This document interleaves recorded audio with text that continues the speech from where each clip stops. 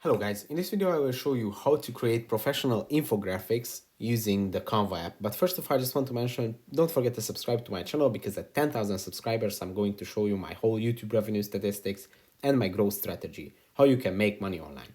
So let's jump into it. First open Canva, then go to the More section, and here the first icon is going to be the infographic one.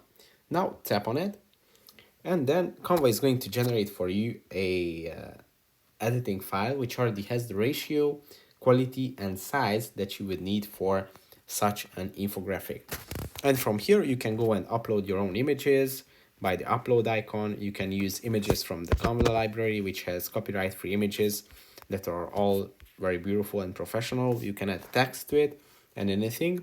Then go to the templates, and here you can see very professional templates that are all created by professional designers, and you can use these for your infographic, and then you can customize it very easily. So let's say I choose this template, then you can go, I will zoom in a little bit, you can go and tap on any item here and you can customize it. You can tap on text box and you can write your own text, you can write your own name or anything. You can upload your own company logo or your personal brand images, anything.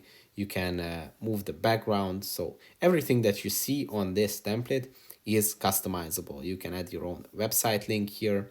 You can even grab these design elements and you can move these around very easily, and it's going to look very professional.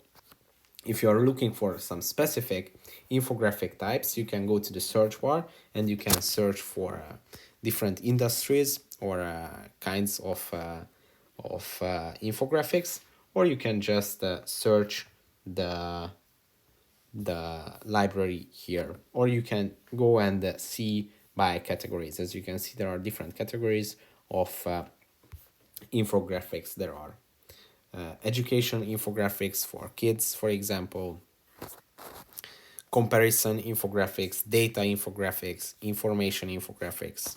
I mean, all infographics should be information infographics, in my opinion.